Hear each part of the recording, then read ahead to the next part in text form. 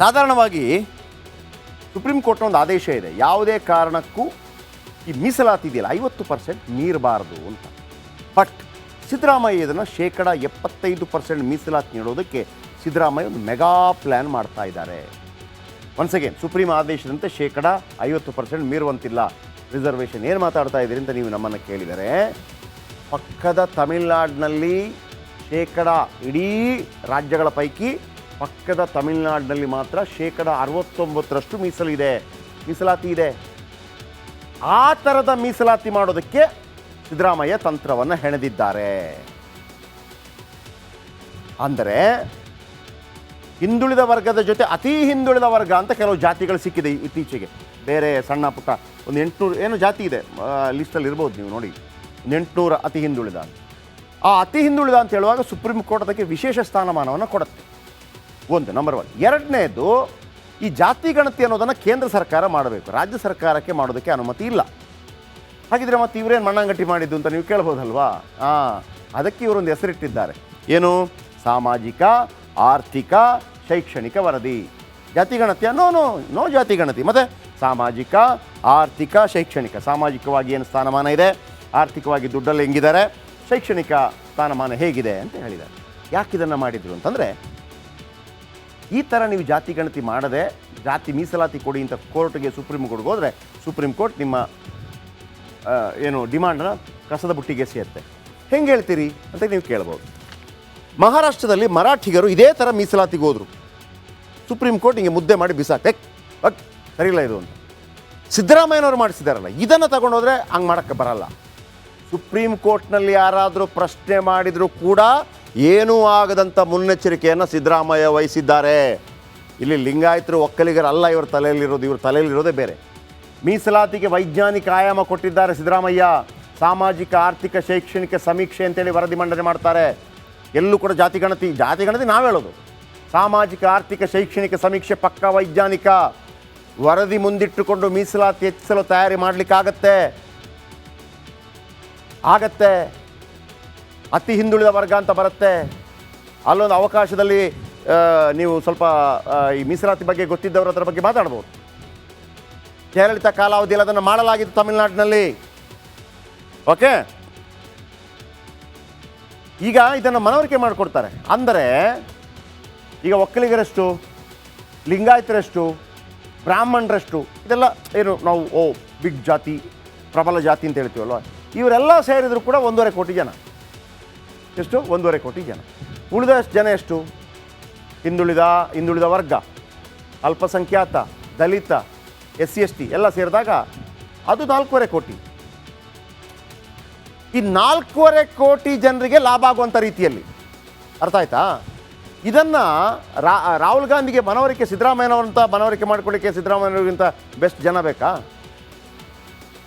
ಒಪ್ಕೋತಾರೆ. ಅವ್ರು ಏನು ಹೇಳ್ತಾರೆ, ನಾನು ಇಳಿತೀನಿ ಬೇಕಿದ್ರೆ ನನ್ನ ಪ್ರಕಾರ ಇದನ್ನು ಅನುಷ್ಠಾನಗೊಳಿಸಿ.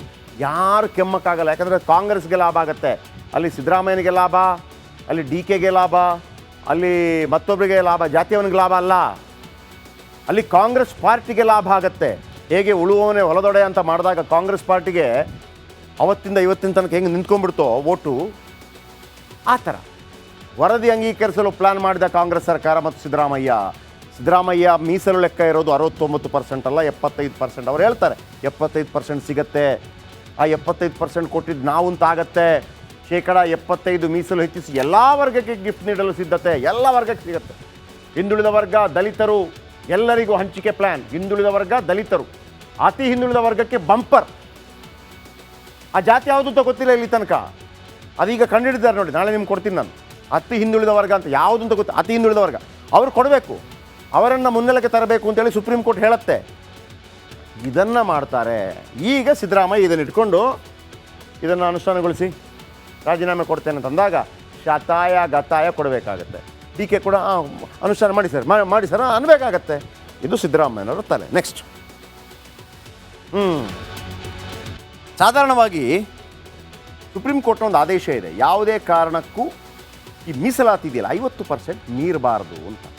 ಬಟ್ ಸಿದ್ದರಾಮಯ್ಯ ಇದನ್ನು 75% ಮೀಸಲಾತಿ ನೀಡೋದಕ್ಕೆ ಸಿದ್ದರಾಮಯ್ಯ ಒಂದು ಮೆಗಾ ಪ್ಲ್ಯಾನ್ ಮಾಡ್ತಾ ಇದ್ದಾರೆ. ಒನ್ಸ್ ಅಗೇನ್ ಸುಪ್ರೀಂ ಆದೇಶದಂತೆ 50% ಮೀರುವಂತಿಲ್ಲ ರಿಸರ್ವೇಷನ್. ಏನು ಮಾತಾಡ್ತಾ ಇದ್ದೀರಿ ಅಂತ ನೀವು ನಮ್ಮನ್ನು ಕೇಳಿದರೆ, ಪಕ್ಕದ ತಮಿಳ್ನಾಡಿನಲ್ಲಿ ಇಡೀ ರಾಜ್ಯಗಳ ಪೈಕಿ ಪಕ್ಕದ ತಮಿಳ್ನಾಡಿನಲ್ಲಿ ಮಾತ್ರ 69% ಮೀಸಲಾತಿ ಇದೆ. ಆ ಥರದ ಮೀಸಲಾತಿ ಮಾಡೋದಕ್ಕೆ ಸಿದ್ದರಾಮಯ್ಯ ತಂತ್ರವನ್ನು ಹೆಣೆದಿದ್ದಾರೆ. ಅಂದರೆ ಹಿಂದುಳಿದ ವರ್ಗದ ಜೊತೆ ಅತಿ ಹಿಂದುಳಿದ ವರ್ಗ ಅಂತ ಕೆಲವು ಜಾತಿಗಳು ಸಿಕ್ಕಿದೆ ಇತ್ತೀಚೆಗೆ. ಬೇರೆ ಸಣ್ಣ ಪುಟ್ಟ ಒಂದು 800 ಏನೋ ಜಾತಿ ಇದೆ, ಲಿಸ್ಟಲ್ಲಿ ಇರ್ಬೋದು, ನೀವು ನೋಡಿ, 800 ಅತಿ ಹಿಂದುಳಿದ.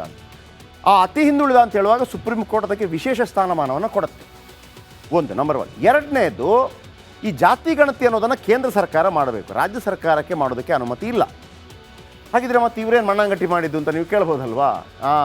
ಅದಕ್ಕೆ ಇವರೊಂದು ಹೆಸರಿಟ್ಟಿದ್ದಾರೆ. ಏನು? ಸಾಮಾಜಿಕ, ಆರ್ಥಿಕ, ಶೈಕ್ಷಣಿಕ ವರದಿ. ಜಾತಿ ಗಣತಿಯ? ನೋ ಜಾತಿ ಗಣತಿ. ಮತ್ತು ಸಾಮಾಜಿಕ, ಆರ್ಥಿಕ, ಶೈಕ್ಷಣಿಕ. ಸಾಮಾಜಿಕವಾಗಿ ಏನು ಸ್ಥಾನಮಾನ ಇದೆ, ಆರ್ಥಿಕವಾಗಿ ದುಡ್ಡಲ್ಲಿ ಹೆಂಗಿದ್ದಾರೆ, ಶೈಕ್ಷಣಿಕ ಸ್ಥಾನಮಾನ ಹೇಗಿದೆ ಅಂತ ಹೇಳಿದ್ದಾರೆ. ಯಾಕೆ ಇದನ್ನು ಮಾಡಿದರು ಅಂತಂದರೆ, ಈ ಥರ ನೀವು ಜಾತಿ ಗಣತಿ ಮಾಡದೆ ಜಾತಿ ಮೀಸಲಾತಿ ಕೊಡಿ ಅಂತ ಕೋರ್ಟ್ಗೆ, ಸುಪ್ರೀಂ ಕೋರ್ಟ್ಗೆ ಹೋದರೆ ಸುಪ್ರೀಂ ಕೋರ್ಟ್ ನಿಮ್ಮ ಡಿಮಾಂಡನ್ನು ಕಸದ ಬುಟ್ಟಿಗೆ ಎಸೆಯುತ್ತೆ. ಹೆಂಗೆ ಹೇಳ್ತೀರಿ ಅಂತ ನೀವು ಕೇಳ್ಬೋದು. ಮಹಾರಾಷ್ಟ್ರದಲ್ಲಿ ಮರಾಠಿಗರು ಇದೇ ಥರ ಮೀಸಲಾತಿಗೆ ಹೋದರು. ಸುಪ್ರೀಂ ಕೋರ್ಟ್ ಹಿಂಗೆ ಮುದ್ದೆ ಮಾಡಿ ಬಿಸಾಕ್ತೆ, ಸರಿಯಿಲ್ಲ ಇದು ಅಂತ. ಸಿದ್ದರಾಮಯ್ಯನವರು ಮಾಡಿಸಿದಾರಲ್ಲ, ಇದನ್ನು ತಗೊಂಡೋದ್ರೆ ಹಂಗೆ ಮಾಡೋಕ್ಕೆ ಬರಲ್ಲ. ಸುಪ್ರೀಂ ಕೋರ್ಟ್ನಲ್ಲಿ ಯಾರಾದರೂ ಪ್ರಶ್ನೆ ಮಾಡಿದರೂ ಕೂಡ ಏನೂ ಆಗದಂಥ ಮುನ್ನೆಚ್ಚರಿಕೆಯನ್ನು ಸಿದ್ದರಾಮಯ್ಯ ವಹಿಸಿದ್ದಾರೆ. ಇಲ್ಲಿ ಲಿಂಗಾಯತರು ಒಕ್ಕಲಿಗರಲ್ಲ ಇವ್ರ ತಲೆಯಲ್ಲಿರೋದೇ ಬೇರೆ. ಮೀಸಲಾತಿಗೆ ವೈಜ್ಞಾನಿಕ ಆಯಾಮ ಕೊಟ್ಟಿದ್ದಾರೆ ಸಿದ್ದರಾಮಯ್ಯ. ಸಾಮಾಜಿಕ, ಆರ್ಥಿಕ, ಶೈಕ್ಷಣಿಕ ಸಮೀಕ್ಷೆ ಅಂತೇಳಿ ವರದಿ ಮಂಡನೆ ಮಾಡ್ತಾರೆ. ಎಲ್ಲೂ ಕೂಡ ಜಾತಿ ಗಣತಿ ನಾವು ಹೇಳೋದು. ಸಾಮಾಜಿಕ, ಆರ್ಥಿಕ, ಶೈಕ್ಷಣಿಕ ಸಮೀಕ್ಷೆ ಪಕ್ಕಾ ವೈಜ್ಞಾನಿಕ. ವರದಿ ಮುಂದಿಟ್ಟುಕೊಂಡು ಮೀಸಲಾತಿ ಹೆಚ್ಚಿಸಲು ತಯಾರಿ ಮಾಡಲಿಕ್ಕಾಗತ್ತೆ. ಅತಿ ಹಿಂದುಳಿದ ವರ್ಗ ಅಂತ ಬರುತ್ತೆ. ಅಲ್ಲೊಂದು ಅವಕಾಶದಲ್ಲಿ ನೀವು ಸ್ವಲ್ಪ ಈ ಮೀಸಲಾತಿ ಬಗ್ಗೆ ಗೊತ್ತಿದ್ದವರು ಅದರ ಬಗ್ಗೆ ಮಾತಾಡ್ಬೋದು. ಜಯಲಲಿತಾ ಕಾಲಾವಧಿಯಲ್ಲಿ ಅದನ್ನು ಮಾಡಲಾಗಿತ್ತು ತಮಿಳುನಾಡಿನಲ್ಲಿ. ಓಕೆ, ಈಗ ಇದನ್ನು ಮನವರಿಕೆ ಮಾಡಿಕೊಡ್ತಾರೆ. ಅಂದರೆ ಈಗ ಒಕ್ಕಲಿಗರಷ್ಟು, ಲಿಂಗಾಯತರಷ್ಟು, ಬ್ರಾಹ್ಮಣರಷ್ಟು, ಇದೆಲ್ಲ ಏನು ನಾವು ಬಿಗ್ ಜಾತಿ, ಪ್ರಬಲ ಜಾತಿ ಅಂತ ಹೇಳ್ತೀವಲ್ವ, ಇವರೆಲ್ಲ ಸೇರಿದ್ರು ಕೂಡ 1.5 ಕೋಟಿ ಜನ. ಎಷ್ಟು? 1.5 ಕೋಟಿ ಜನ. ಉಳಿದ ಜನ ಎಷ್ಟು? ಹಿಂದುಳಿದ ವರ್ಗ, ಅಲ್ಪಸಂಖ್ಯಾತ, ದಲಿತ, SC ST ಎಲ್ಲ ಸೇರಿದಾಗ ಅದು 4.5 ಕೋಟಿ. ಈ 4.5 ಕೋಟಿ ಜನರಿಗೆ ಲಾಭ ಆಗುವಂಥ ರೀತಿಯಲ್ಲಿ, ಅರ್ಥ ಆಯ್ತಾ? ಇದನ್ನು ರಾಹುಲ್ ಗಾಂಧಿಗೆ ಸಿದ್ದರಾಮಯ್ಯನವರಂತ ಮನವರಿಕೆ ಮಾಡಿಕೊಳ್ಳಿಕ್ಕೆ ಸಿದ್ದರಾಮಯ್ಯನವ್ರಿಗಿಂತ ಬೆಸ್ಟ್ ಜನ ಬೇಕಾ? ಒಪ್ಕೋತಾರೆ. ಅವ್ರು ಏನು ಹೇಳ್ತಾರೆ, ನಾನು ಇಳಿತೀನಿ ಬೇಕಿದ್ರೆ ನನ್ನ ಪ್ರಕಾರ ಇದನ್ನು ಅನುಷ್ಠಾನಗೊಳಿಸಿ. ಯಾರು ಕೆಮ್ಮಕ್ಕಾಗಲ್ಲ. ಯಾಕಂದರೆ ಕಾಂಗ್ರೆಸ್ಗೆ ಲಾಭ ಆಗುತ್ತೆ, ಅಲ್ಲಿ ಸಿದ್ದರಾಮಯ್ಯನಿಗೆ ಲಾಭ, ಅಲ್ಲಿ DKಗೆ ಲಾಭ, ಅಲ್ಲಿ ಮತ್ತೊಬ್ಬರಿಗೆ ಲಾಭ, ಜಾತಿಯವನಿಗೆ ಲಾಭ ಅಲ್ಲ, ಅಲ್ಲಿ ಕಾಂಗ್ರೆಸ್ ಪಾರ್ಟಿಗೆ ಲಾಭ ಆಗುತ್ತೆ. ಹೇಗೆ ಉಳುವವನೇ ಹೊಲದೊಡೆ ಅಂತ ಮಾಡಿದಾಗ ಕಾಂಗ್ರೆಸ್ ಪಾರ್ಟಿಗೆ ಅವತ್ತಿಂದ ಇವತ್ತಿನ ತನಕ ಹೆಂಗೆ ನಿಂತ್ಕೊಂಡ್ಬಿಡ್ತೋ ಓಟು, ಆ ಥರ ವರದಿ ಅಂಗೀಕರಿಸಲು ಪ್ಲ್ಯಾನ್ ಮಾಡಿದ ಕಾಂಗ್ರೆಸ್ ಸರ್ಕಾರ ಮತ್ತು ಸಿದ್ದರಾಮಯ್ಯ ಮೀಸಲು ಲೆಕ್ಕ ಇರೋದು 69% ಅಲ್ಲ 75%. ಅವ್ರು ಹೇಳ್ತಾರೆ 75% ಸಿಗತ್ತೆ. ಆ 75% ಕೊಟ್ಟಿದ್ದು ನಾವು ಅಂತ ಆಗತ್ತೆ. 75% ಮೀಸಲು ಹೆಚ್ಚಿಸಿ ಎಲ್ಲ ವರ್ಗಕ್ಕೆ ಗಿಫ್ಟ್ ನೀಡಲು ಸಿದ್ಧತೆ. ಎಲ್ಲ ವರ್ಗಕ್ಕೆ ಸಿಗುತ್ತೆ. ಹಿಂದುಳಿದ ವರ್ಗ, ದಲಿತರು ಎಲ್ಲರಿಗೂ ಹಂಚಿಕೆ ಪ್ಲ್ಯಾನ್. ಹಿಂದುಳಿದ ವರ್ಗ, ದಲಿತರು, ಅತಿ ಹಿಂದುಳಿದ ವರ್ಗಕ್ಕೆ ಬಂಪರ್. ಆ ಜಾತಿ ಯಾವುದು ಅಂತ ಗೊತ್ತಿಲ್ಲ ಇಲ್ಲಿ ತನಕ, ಅದೀಗ ಕಂಡುಹಿಡಿದಾರೆ ನೋಡಿ. ನಾಳೆ ನಿಮ್ಗೆ ಕೊಡ್ತೀನಿ ನಾನು. ಅತಿ ಹಿಂದುಳಿದ ವರ್ಗ ಅಂತ ಯಾವುದು ಅಂತ ಗೊತ್ತು. ಅತಿ ಹಿಂದುಳಿದ ವರ್ಗ ಅವ್ರು ಕೊಡಬೇಕು, ಅವರನ್ನು ಮುನ್ನೆಲೆಗೆ ತರಬೇಕು ಅಂತೇಳಿ ಸುಪ್ರೀಂ ಕೋರ್ಟ್ ಹೇಳುತ್ತೆ. ಇದನ್ನು ಮಾಡ್ತಾರೆ.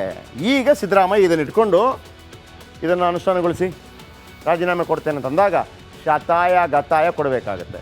DK ಕೂಡ ಅನುಷ್ಠಾನ ಮಾಡಿ ಸರ್ ಅನ್ಬೇಕಾಗತ್ತೆ. ಇದು ಸಿದ್ದರಾಮಯ್ಯನವರ ತಲೆ. ನೆಕ್ಸ್ಟ್